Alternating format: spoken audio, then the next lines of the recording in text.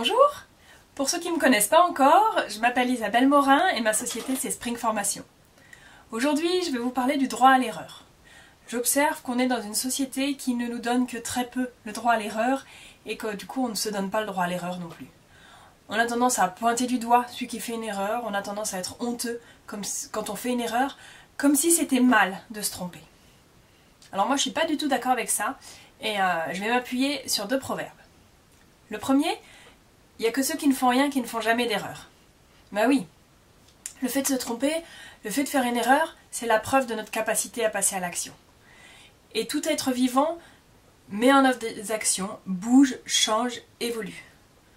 Ce qui ne bouge pas, ce qui n'évolue plus, c'est ce qui est mort. Donc, faisons des erreurs, c'est preuve que nous sommes vivants.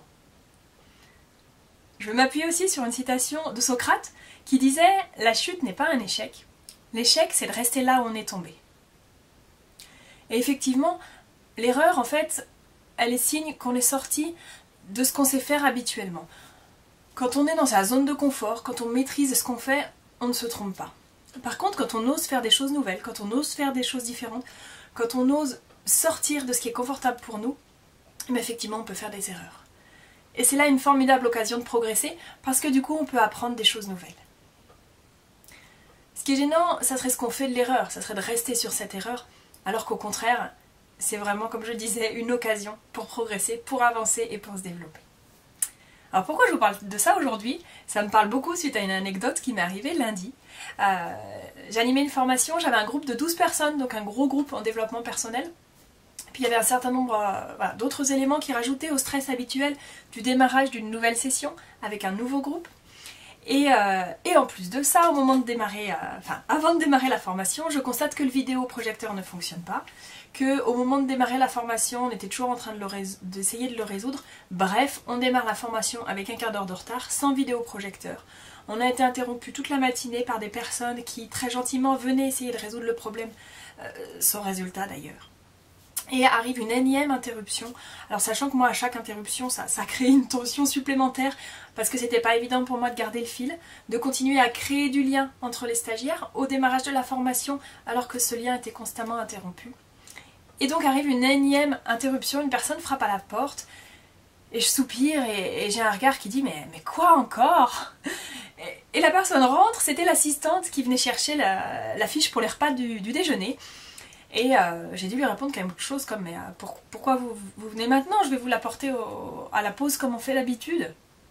Et la personne explique qu'il faut qu'elle l'ait suffisamment tôt, récupère la fiche, part.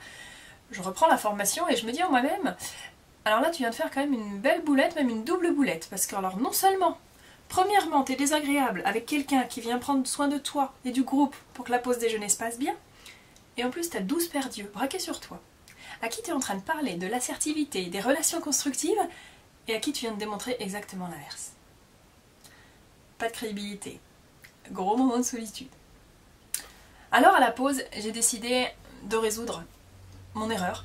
Je suis retournée vers cette personne à l'accueil pour m'excuser que j'avais eu un ton désagréable, que lui expliquer que effectivement ces interruptions étaient difficiles à gérer pour moi, et j'ai à peine fini ma phrase que l'assistante me dit mais je comprends tout à fait, mais c'est sûr on vous a tellement dérangé ce matin, c'est normal, je comprends. Et à ce moment-là il y avait vraiment du lien entre nous, de la compréhension, de la reconnaissance. Et puis on a repris la formation et il y a des stagiaires qui ont évoqué que quand on est dans une attitude constructive, alors on n'a plus le droit à l'erreur parce qu'on doit toujours être constructif. Alors non, pas du tout. C'est pas parce qu'on est constructif qu'on devient parfait. Et bien sûr, on fera toujours des erreurs. J'ai pu d'ailleurs illustrer ça avec l'exemple concret qui venait juste de se produire. Même si je suis quelqu'un qui travaille sur l'assertivité, qui essaye d'être constructive, et bien des fois j'y arrive pas et c'est pas grave.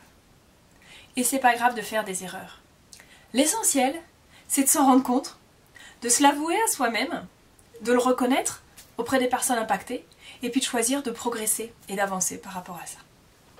Alors, ça se passe comment vous quand vous faites des erreurs? À bientôt pour une nouvelle vidéo.